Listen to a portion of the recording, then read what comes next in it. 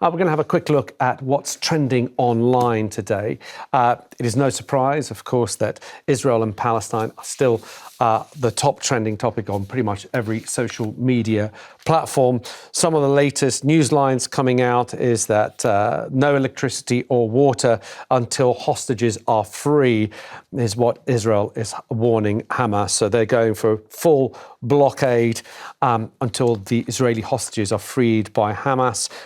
Ground troops are amassing on the Gaza Strip border. We don't know whether they are going to be sent in as early as next week or if they're not going to be sent in. But also from the UK government, we're hearing that emergency flights are going to be set up to get UK citizens out of Israel. Of course, an ongoing situation with breaking news throughout the day. Isabel, Bernie Ecclestone is trending on Twitter. Why? Ecclestone is in trouble for fraud. Now, I was thinking, gosh, he looks rough, and then realised that he's 92, so perhaps it's fair enough for the billionaire to be looking a little bit tired, shall we say. So former Formula One boss, has admitted fraud. He failed to declare to HMRC more than £400 million that he was holding in a trust in Singapore. Easily forgotten, don't you feel? 400 million, what's that between friends? So, yeah, he's in big trouble. It's not clear how much tax he would have owed on that. I'm not sure if he's resident in the UK or not, but one way or another, he was not entirely open with the tax man. So he's in hot water. Now, I don't know whether he's going to end up getting one of those prison places or not. Probably not, I think we could probably say. I think he pleaded not guilty to start, and then he told the judge that he pleaded guilty. But yeah, that's why Bernie Ecclestone is trending online. Now, JJ, you've got, there's a lot of hashtags for this. Tartan Tories, though, is one of them. What's going on? Who are the Tartan Tories? Lisa Cameron, SNP MP for East Kilbride, has defected to the Tories. Now, she says this is because her mental health deteriorated and she was shunned by the party leadership. It just gets worse the more you read about this.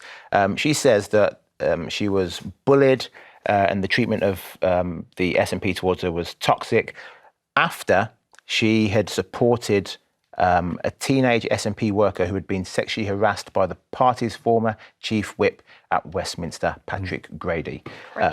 Yeah, so, I don't think this is going to go down at all well in East Kilbride, I have to say. No. If you're familiar with that area, they're not very Tory-loving up there. She was about to be deselected, is also something that we should mention.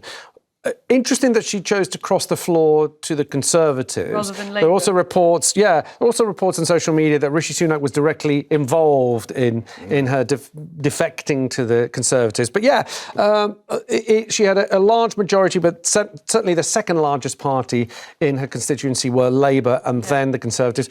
Why do you think she might have gone to the Conservatives rather than Labour? I really don't know. I mean, I'm not up to speed on the details of this, but it's just a massive outlier to have a Tory member of, any representative member in East Kilbride. It's just not, that is not going to be a situation that sustains for long, I can't help feeling. And it seems to me, she is saving the SNP from a by-election, which, of course, the last by-election they just had, they lost to Labour. Yeah. So, in effect, she's almost, I don't know if she's doing the SNP a favour by going over to Conservatives and saving them from having to put their constituents to a poll. There is a view that the honourable thing to do, if you're going to switch parties, is to put it to the voters locally. Yeah. And I think the reality is if she'd done that, she wouldn't have got the seat. So, right. Well, 13,000 majority is what she had up there. I can only presume that Sunak has whispered some sweet nothings into her ear and offered her a nice deal for her to go to them in the hope that it breaks up Labour's rule.